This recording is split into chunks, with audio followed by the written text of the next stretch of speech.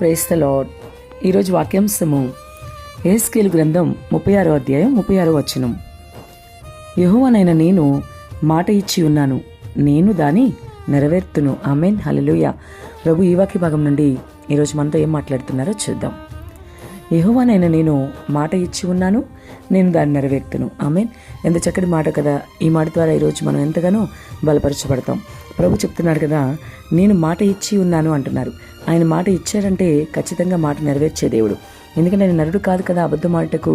కాబట్టి వింటున్న సహోదరి, ప్రియ సహోదరా, ఈరోజు నువ్వు ఏ విషయంలో అయినా సరే ఒక కార్యం జరగాలని ఎదురు చూస్తున్నావేమో, అది అనారోగ్య సమస్య అయినా, ఆర్థిక సమస్య అయినా, ఏదైనా కావచ్చు. ఉద్యోగం, వివాహం కోసం ఎదురు చూస్తున్నావేమో, ప్రతి సమస్యకి పరిష్కారం వేసే. అంతేకాదు, ఈరోజు ఈ వాగ్దానం ద్వారా దేవుడు నీతో సూటిగా మాట్లాడుతున్నారు. నేను నీకు మాట ఇచ్చి ఉన్నాను అంటున్నారు. కాబట్టి నీకు ఏదైనా సరే ప్రభు మాట ఇచ్చారంటే మాట నెరవేర్చే దేవుడు ఆయన. కాబట్టి ఆయన నీకు మాట ఇస్తున్నారు. ఈరోజు ఖచ్చితంగా నీకున్న సమస్య నుంచి పరిష్కారం ఇస్తారు. అది ఎటువంటి సమస్య అయినా సరే, నీకు పెద్ద సమస్య అవ్వచ్చు కానీ ఆయనకి చాలా చిన్నదే కదా. కాబట్టి ఆ సమస్య నుంచి ప్రభు నీకు విడుదల ఇవ్వబోతున్నాడు. కాబట్టి నువ్వు బహుధైర్యం కలిగి నీ ఆత్మీయ జీవితంలో ముందుకు వెళ్ళు. ఎందుకంటే దాన్ని నెరవేరుస్తానని కూడా చెప్తున్నాడు దేవుడు. ఈ లోకంలో నీ స్నేహితులు, బంధువులు ఎవరైనా సరే నీకు మాట ఇస్తారు కానీ చాలా సులువుగా తప్పిపోవచ్చు కదా. కానీ ప్రభు అయితే అట్లా కాదు సుమా. మాట ఇస్తే నెరవేర్చే దేవుడు. అంతేకాదు, ఆయనే స్వయంగా చెప్తున్నారు, నీకు మాట ఇచ్చాను, దాన్ని నెరవేరుస్తాను అంటున్నారు. కాబట్టి అది ఏ విషయమైనా సరే, ఒక ఉద్యోగం కోసం దేవుడిని అడుగుతున్నావేమో, అనారోగ్యం నుంచి విడుదల కావాలని అడుగుతున్నావేమో, మరణకర స్థితిలో ఉండి లేవనెత్తమని ఆయుష్ పెంచమని అడుగుతున్నావేమో, లేదా వివాహ విషయంలో ఇబ్బంది ఉందేమో, వివాహ విషయంలో ఆయన చిత్తమేంటో తెలుసుకోవాలని కోరుకుంటున్నావేమో, వ్యాపారంలో నష్టం వచ్చి ఆర్థికంగా చితికిపోయి అప్పుల్లో ఉండి అప్పుల భారం నుంచి విడుదలమని అడుగుతున్నావేమో, నువ్వు ఏదడిగినా సరే ప్రభు నీకు ఇస్తాను అంటున్నారు. ఈరోజు ఈ మాట ద్వారా, ఈ వాగ్దానం ద్వారా దేవుడు నేను ధైర్యపరుస్తూ ఉన్నారు. కాబట్టి ప్రభు మాటిస్తే మాట తప్పడు కదా. కాబట్టి ధైర్యం కలిగి ఉండు. మనుషులు మాట తప్పారు, దేవుడు నెరవేరుస్తాడా అని ఒక సంశయం నీలో కలిగి ఉంటే ఇప్పుడే సంశయాలన్నీ విడిచిపెట్టు.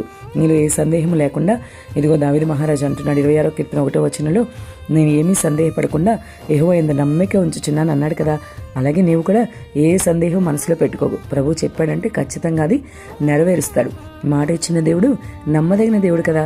కాబట్టి నువ్వు ఇప్పుడే నీ సందేహాలను విడిచిపెట్టి ఇదిగో అడుగు ప్రభుని. ప్రభు, నువ్వు నాకు మాట ఇచ్చావు కదా, నేను నెరవేరుస్తాను దాన్ని అని చెప్తున్నావు కదా. కాబట్టి యెహెజ్కేలు గ్రంథం 36వ అధ్యాయం 36వ వచనంలో చెప్పినట్లుగా, దేవా నేను నిన్ను అడుగుతున్నాను, నాకు సహాయం చేయి తండ్రి. నాకు ఈరోజు నా పరిస్థితి నుంచి విడుదలివ్వు. ఇదిగో ఈ అనారోగ్యం తీవ్రంగా ఇబ్బంది పెడుతోంది, ఈ ఆర్థిక సమస్యలు ఉన్నాయ్యా, అనేక మందితో నిందపడుతున్నాను ప్రభా, అవమానించబడుతున్నానయ్యా. నీ అవమానం కొట్టే ప్రభా. నీ బిడ్డలు ఎప్పుడు సిగ్గుతో అవమానంతో తలదించుకునేలాగా నువ్వు చేయవు కదా. నువ్వు కార్యం చేయి ప్రభా అని ప్రార్థించు. దేవుడు తప్పకుండా నీ పక్షంగా ఉండి కార్యం చేస్తాడు. ఆయన నీ పక్షంగా కార్యం చేయదలుచుకుంటే ఆపగలిగిన వాడెవడు? ఆయన నీకు విజయం ఇవ్వదలుచుకుంటే ఆపగలిగిన వాడు ఎవ్వరూ లేరు. నీకోసం ఆయన ఏమేం చేయగలడో తెలుసా? కృంగిన నీ జీవితాన్ని మళ్ళా లేవనెత్తుతాడు. కలత చెందిన నీ హృదయాన్ని ఉత్తేజపరుస్తాడు. నీ ప్రతి కన్నిటిని కూడా ఆయన తుడిచివేస్తాడు. చీకటి వంటి నీ జీవితాన్ని నిజంగా నీ జీవితంలోకి ఆయన వెలుగుగా వస్తాడు. నీ జీవితాన్ని మారుస్తాడు. ప్రతి వ్యతిరేక పరిస్థితిని కొట్టివేయగల సమర్థుడు ఆయన మాత్రమే. కాబట్టి మిత్రమా, ధైర్యంగా ఉండు. ప్రభు నీకు మాట ఇస్తున్నాడు. మళ్ళీ ఒకసారి ఆ వాగ్దానం, యెహోవానైన నేను నీకు మాట ఇచ్చి ఉన్నాను, నేను దాన్ని నెరవేర్తును. ఈ మాట పట్టుకుని ధైర్యంగా ఉండు. ప్రభుని అడుగు, తప్పకుండా నీ పక్షంగా అయినా కార్యం చేస్తాడు. అయితే నీవు ఒకటి చేయాలి సుమా. ఇదంతా నీకు జరగాలంటే నువ్వు ప్రభువుకి ఇష్టడుగా ఉండాలి, వాక్యానుసారంగా జీవించాలి. అటువంటి వాక్యానుసారమైన జీవితం జీవించు. ప్రభువుకి ఇష్టడుగా ఉండు. నీ ప్రతిదీ కూడా ఏ సమస్యను ఆయన దగ్గర అడిగి పొందుకో. ఖచ్చితంగా నీకు మాట ఇస్తున్నాడు, నెరవేరుస్తాడు. ఆమేన్.